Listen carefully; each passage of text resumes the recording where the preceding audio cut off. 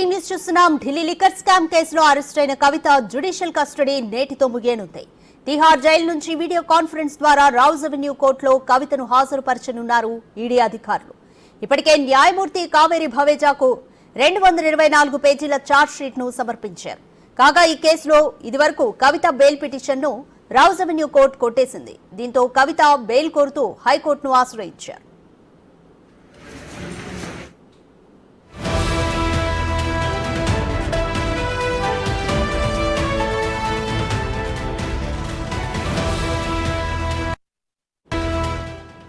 మరింత సమాచారం మా ప్రతినిధి శివ ఢిల్లీ నుంచి అందిస్తారు. శివ, ఈ రోజుతో కవిత జ్యుడిషియల్ కస్టడీ ముగిసింది. అయితే తిహార్ జైలు నుంచి వీడియో కాన్ఫరెన్స్ ద్వారానే రౌజ్ అవెన్యూ కోర్టులో కవితను అధికారులు హాజరుపరచనున్నారు. ఎటువంటి వాదనలతో న్యాయవాదులు సిద్ధంగా ఉన్నారు? కంప్లీట్ డీటెయిల్స్ ఏంటి? ఢిల్లీ లిక్కర్ పాలసీ ఈడీ కేసులో నేడుతో ఎమ్మెల్సీ కవిత జ్యుడిషియల్ కస్టడీ ముగిపోతుంది. Delhi liquor policy money laundering కేసులో మార్చి 15న హైదరాబాద్ లో కవితను ఈడీ అధికారులు అరెస్ట్ చేశారు. తర్వాత 16న కోర్టులో ప్రొడ్యూస్ చేసిన తర్వాత 10 రోజులు ఈడీ కస్టడీ ఇచ్చారు. తర్వాత ప్రజెంట్ జ్యుడిషియల్ కస్టడీ కొనసాగుతోంది. ప్రజెంట్ తిహార్ జైల్లో ఉన్నారు. అయితే నేటితో కస్టడీ ముగియనుండడంతో ఆ తిహార్ జైలు నుంచి వీడియో కాన్ఫరెన్స్ ద్వారా రౌజ్ అవెన్యూ కోర్టు న్యాయమూర్తి కావేరి భవేజా ముందు తిహార్ జైలు అధికారులు హాజరుపరచబోతున్నారు. ఇక ఆ కవితకు సంబంధించి కవితను మార్చి 15న అరెస్ట్ చేసిన నేపథ్యంలో 60 రోజుల్లోపు ఛార్జ్షీట్ దాఖలు చేయాల్సి ఉంటుంది. దానికి సంబంధించి గత వారం ఈడీ అధికారులు 224 పేజీలతో ఛార్జ్షీట్ కూడా దాఖలు చేశారు. న్యాయమూర్తి కావేరి భవేజాకు ఈ ఛార్జ్షీట్ పత్రాలన్నీ కూడా చేరుకున్నాయి.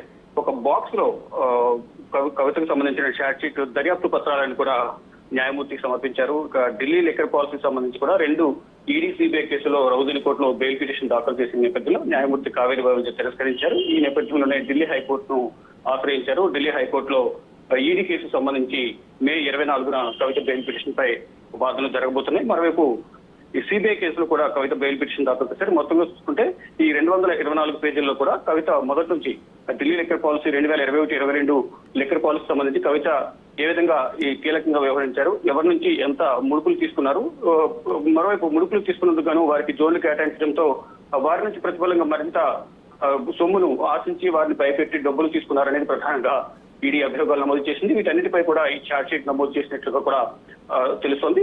మరోవైపు ఈ ఛార్జ్ షీట్ ను పరిగణలోకి తీసుకున్న తర్వాత అది బయటకు రిలీజ్ చేసే అవకాశం ఉంటుంది. ఇక ఈ ఛార్జ్ షీట్ లో ఈడీ అధికారులు కొత్తగా ఇంకేమీ అభియోగాలు నమోదు చేశారని కూడా తెలిసే అవకాశం కనిపిస్తుంది. ఈ రోజు రౌజ్ అవెన్యూ కోర్టులో వీడియో కాన్ఫరెన్స్ ద్వారా హాజరుపరిచిన తర్వాత కవితకు మరో 14 రోజులు జ్యుడిషియల్ కస్టడీ పొడిగించే అవకాశం అయితే కనిపిస్తుంది. రాధిక, రైట్ శివ, 224 పేజీల ఛార్జ్ షీట్ లో ఇంకా ఎటువంటి ప్రధాన అంశాలను పొందుపరిచింది ఈడీ? మొత్తంగా చూసుకుంటే ఢిల్లీ లిక్కర్ పాలసీకి సంబంధించి డ్రాఫ్ట్ విషయంలో విజయ్ నాయక్ తో ఆమ్ ఆద్మీ పార్టీ గవర్నమెంట్ కి సంబంధించి మీడియా కోఆర్డినేటర్ ఉన్న విజయ్ నాయక్ ద్వారా ఈ ఢిల్లీ లిక్కర్ పాలసీ రూపకల్పన అనేది ముందుగా గ్రూప్ ఆఫ్ మినిస్టర్స్ తో చర్చించకుండానే ముందుగా కవితతో విజయ్ నాయక్ చర్చించారు. చర్చించిన తర్వాత దానిలో కొన్ని మార్పులు చేర్పులు చేశారు. సౌత్ గ్రూప్ కు లాభం చేకూరే విధంగా ఈ పాలసీ రూపకల్పన చేశారనేది ప్రధానంగా మొదటి నుంచి ఈడీ అభియోగాలు నమోదు చేసింది. దానికి సంబంధించి గతంలో కూడా 2023 మార్చిలో కూడా కవితను విచారించారు. విచారించిన తర్వాత 2024 మార్చిలో కవితను అరెస్ట్ చేశారు. అయితే మొదటి నుంచి సౌత్ గ్రూప్ లో కవిత కీలకంగా కింగ్ పిన్ గా వ్యవహరించారు. అరవింద్ కేజ్రీవాల్, మనీష్ సిసోడియా తో ఎప్పటికప్పుడు ఢిల్లీ లిక్కర్ పాలసీ డ్రాఫ్ట్ రూపకల్పనకు సంబంధించి ఎప్పటికప్పుడు కవిత మాట్లాడారు.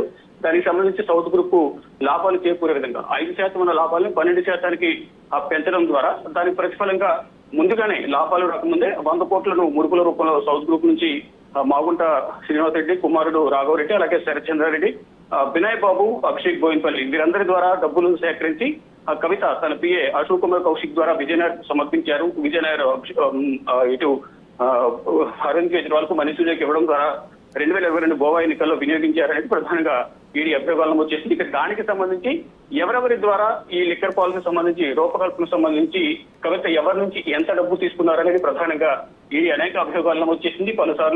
పలుమార్లు హైదరాబాద్ అలాగే ఢిల్లీలో కూడా హోటల్లో సమావేశమై ఈ లిక్కర్ పాలసీ రూపకల్పనకు సంబంధించి కీలక నిర్ణయాలు తీసుకున్నారు. కవితనే కీలకంగా వ్యవహరించారు. మార్పులు చేర్పులు చేయడంలో కూడా కవిత చెప్పిందే అక్కడ నడిచింది అనేది ప్రధానంగా ఈడీ అభియోగాలు నమోదు చేసింది. కాబట్టి దీని ద్వారా ప్రభుత్వ ఖజానాకు, ఢిల్లీ ప్రభుత్వ ఖజానాకు 8,000 కోట్లకు పైగా నష్టం వాటిల్లింది అనేది ఇటు ఆమ్ ఆద్మీ పార్టీ గవర్నమెంట్ పైన, ఇటు కవిత పైన కూడా కొన్ని కీలక అభియోగాలను ఈడీ నమోదు చేసింది. దానికి సంబంధించి కూడా ఈ 224 పేజీల ఛార్జ్ షీట్ లో అంటే ఇప్పటి వరకు దాఖలు చేసిన ఛార్జ్ షీట్ తో పాటు ఇది 6వ అదనపు ఛార్జ్ షీట్ లో కూడా ఈడీ అధికారులు చెప్తున్నారు. ఇక దీంట్లో పలు కీలక విషయాలు నమోదు చేసినట్టుగా కూడా మనకు సమాచారం అందుతుంది. రైట్ శివ, ఇక కవిత బెయిల్ పిటిషన్ కు సంబంధించి కూడా ఉత్కంఠ కొనసాగుతుంది. అటు ఈడీ అలాగే సిబిఐ రెండు కేసుల్లోనూ కవిత బెయిల్ ని కోరుతూ హైకోర్టును ఆశ్రయించారు. రౌజ్ అవెన్యూ కోర్టు తిరస్కరించడంతో దీనికి సంబంధించి విచారణ కూడా వాయిదా ఉంది. ఇంకా అప్డేట్స్ ఏంటి? న్యాయవాదులు ఫర్దర్ గా ఎటువంటి వాదనలతో సిద్ధంగా ఉండబోతున్నారు?